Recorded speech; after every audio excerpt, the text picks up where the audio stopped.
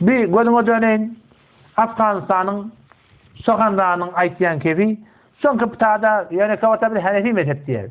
Kıptada Hanefi mezhepten delil olmazsan o geçik köprünün üstünde orada Nebi Aleyhisselam'a vardı. Ki Mufti Azam Muhammed Resulullah şey diyor ya inni biz bilemdak kiminke kulağı açacağımı. Musallemler Mufti Azam Muhammed Resulullah'ın aydan ki Nebi'ye çeketse on kafirliğine vurun yok ki. Yani gurun sonra Müslüman doğan biz göre Hanefi mezhebin fukahaları şuna hakkında ne anlattır? Şu ahadisleri ki fezail boptu geliptir. Ve bazen bizim aramızda muhterem ustadlar şu ahadis fezailden istidlal ettiyerler. Bizim fukahalarımız hadisleri görüttürler. Biz göreyli şu bizim fukahalarımız şuna hakkında anlattır.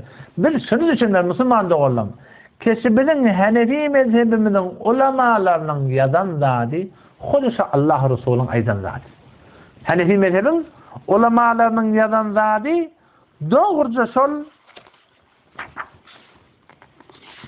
Allah Resulü'nün aydan zadi. Şinanca Şeyh Muhammed Bakit el-Mati'i diyen adam bir Ahsanul kelam fîmâ yeta'allaku bis sünneti vel bid'ati fil ahkam diyen kitabında cildi şiş safi bis sezne şey rivayet ya her hukmi ki betoru sarih ya beraber ijtihad sahih az yekîz adille erbe yani kitabullah sünnet icma kıyas belgeselleri an hukm şeriatı Xudavand mutal ve reveş pesindide Resulullah sallallahu aleyhi ve sellem ki ma az canım Xudavand mutal ma'mur bi ittiba zanahatin zira nazariye ve ra'y her mujtehid ki bergirifte şudur yeki az adille erbe başad der hakkan mujtehid ve mukallidiniz bu unvan şeriatı ilahi mi başad.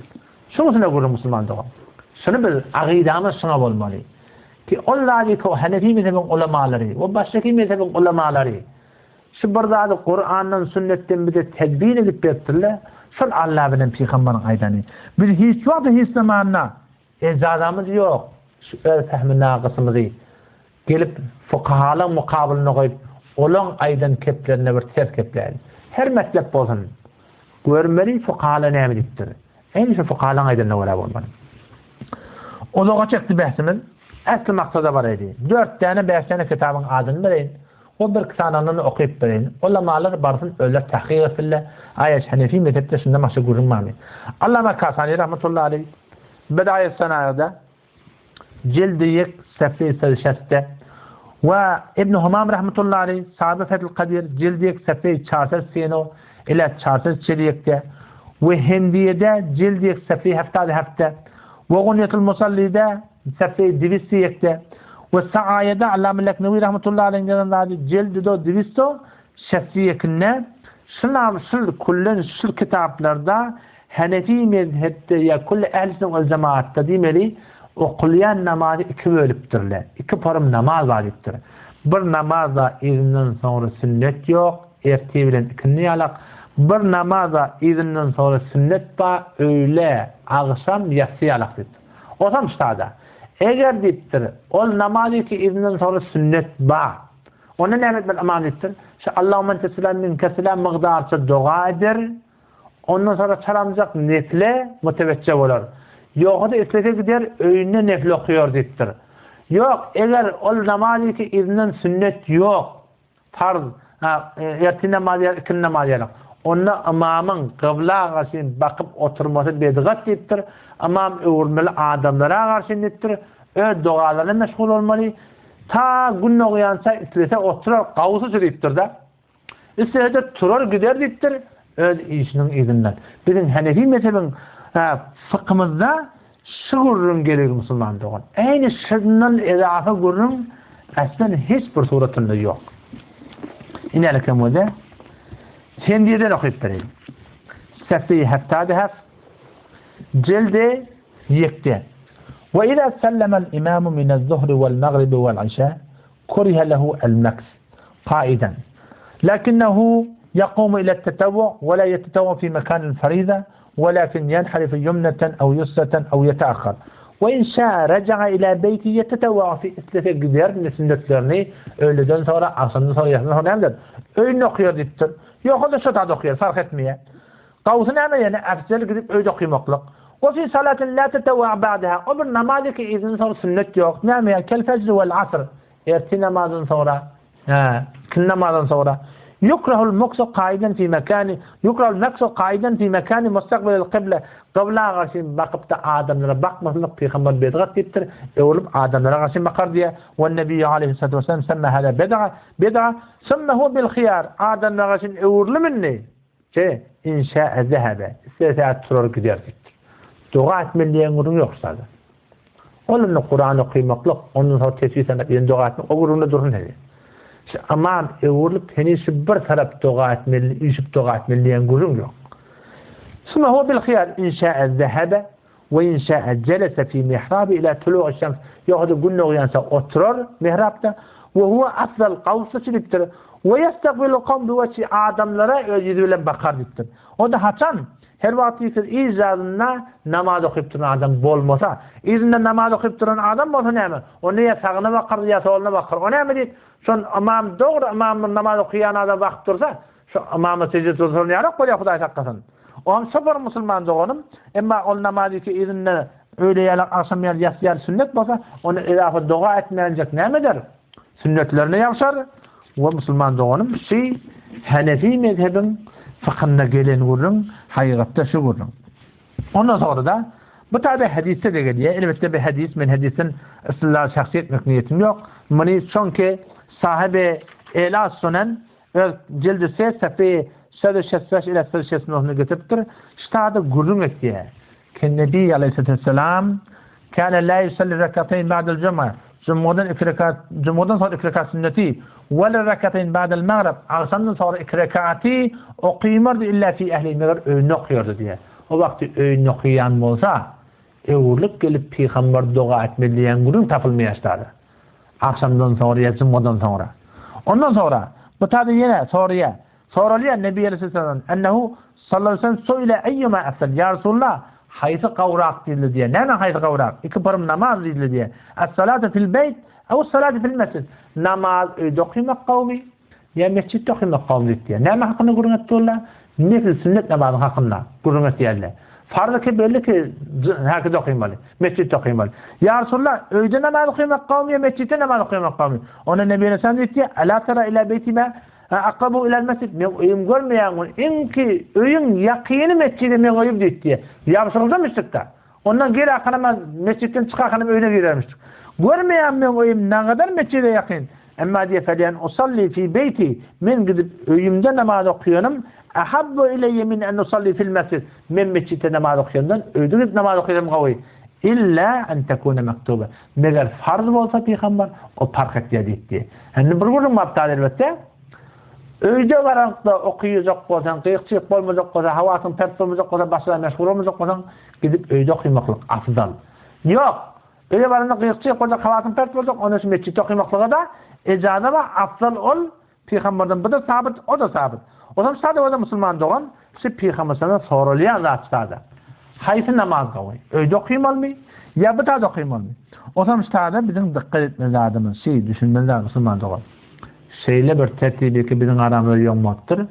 Şu Hanefi mezhebin fıkhında böyle bir gurrun yok. Arada kağıl payladık. Kurbanlıkta. Kurbanlığın ahkamatı hakkında Allah kabul etsin. O zaman onunla şerh-i vakayeden bir gurrun geliyor. Şerh-i vakayede bir gurrun geliyor ki sabi, yumurtkalık oğlan, balığa olmaktır.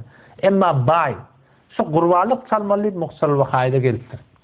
Emma bizim Hanefi mezhebin fuqahaları, müştehidin fil mezheb, Reddül Muhtar'da, hulasa Behr Rayiq'da, ondan sonra şoňmy başdaki muteber Hanefi mezheb kitaplarına ve Mevlevi Hayr rahmetullahi aleyhinin kitabına şulan hemmesinde diýipdirler ki oğlancık baý bolsa çalmak gerekke fetva şoňa diýipdir. Näçe nefer diýen ozy.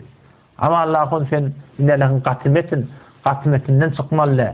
Sen ne onu muhsar etber amalmy falan. Men dedim bagsa dosydım.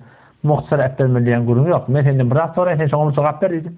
Men hem fuqaha nafs dedim. Hanefi mezheb fuqahaları ulaqon ulamalar. Şula muhsar wakayan görmepdirmi dedim. Bir gurun iklenzen dedim. Muhsar wakayan görmepdirmi ne bolmaýar. Muhsar wakaya şeriatdyr ahimşada. Muhsar wakayan görüp de yine şuna fetva bermäni. Başga bir gowul eler çekip racih edip başga fetva beripdirler. Onda men eger fetva şuna bolýan bolsa, we Hanefi mezheb fuqahalar başga fetva beripdir diýsen, Onu bazı bir zamanı şey dedim olmuyor mu? Nauz billah Hanefi mezhebi fuqahaları Hanefi mezhebi hıyanet ettirdiğim olmuyor mu sizin? Bizine de bir görmeni uluqonlu nimet düşünüptür. Hemşinden kavada bir bağaya geliyor İmam Tahavi rahmetullahi aleyh'in kitabında. Orada İbn Zubayr radıyallahu anh ve İbn Abbas radıyallahu anh'ı gurun kişiye. Mevsim-i Hac Hazreti Abdullah ibn Abbas radıyallahu anh'a cavan, müfessir-i Kur'an bir fetva veriyormuş. Adamlar tavaf etse ihramdan çıkamalı. Orada İbn Zubayr radıyallahu anh'ın yüzleri ayıttı diye, eğer diye adamlar sen gumrah edildi. Başla. Orada İbn Zubayr radıyallahu anh İbn Abbas'a diye.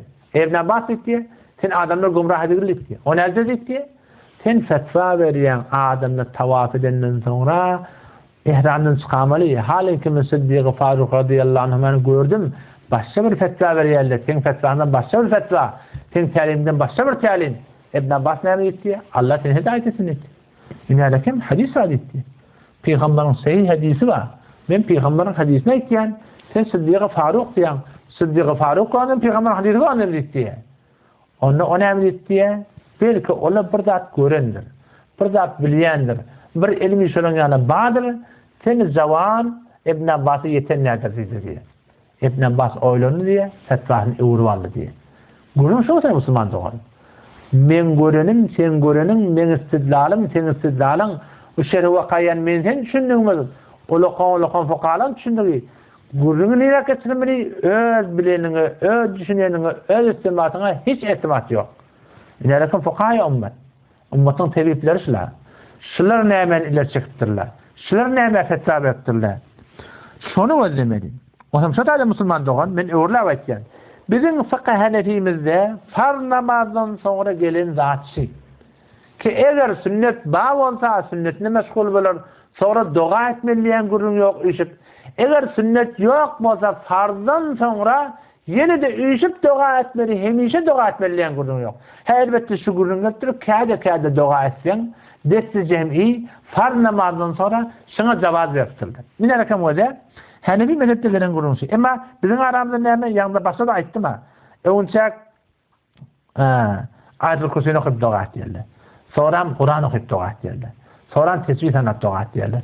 Sonra yeni bir dua ettiler. Müslüman doğullum şulan hiçbir gayfi Hanefi mezhebinin fıkhına gelmeyaptır. O vakti kişi gelmeyaptır. Şunu lazım iltizam tutup da şunu etmeklikte bize hiçbir sokak yok yani işte. Ve de bir gururma Kur'an okuyulsun hamana. Meçhide imam eltir adamınızda aydiyle bir vatta biri ölüptür. Hulasa bir muretliğinde falancan bir Kur'an okuyup falanı adamları alham okuyun, Sur'an okuyun. Bir falanın ruhuna bağışlayın. Aydiyle bir ittifakı şeyle olsa bana hiç kim inkarsılığı yok. Ama gururun şunu şu bir kamil, gerekli, şu bolmasa bunu kıyın görüp, şunu etmeli, zor şey edilip dursa bu boliyat bezat. Doğru gururun. Yok, şu tertibi devsen, lazım bilmesen, şu tertibi devdin, aydiyle bir etsen de yine de. Peygamberin tertibinden, bir desicemi suratında. Bir ihyanının gururunda, hepsi de anında bir edip dursa, şu Peygamberin tertibinden çıkan yerinde ne var ya? Halaf sünnet böyle işte. Sünneti devmekte halaf sünnet var. Sünneti devip de cedid bir yol önünden düzmeklikte ne var? Bana bedgate gereftar olmaklık var. Huday hakkatın.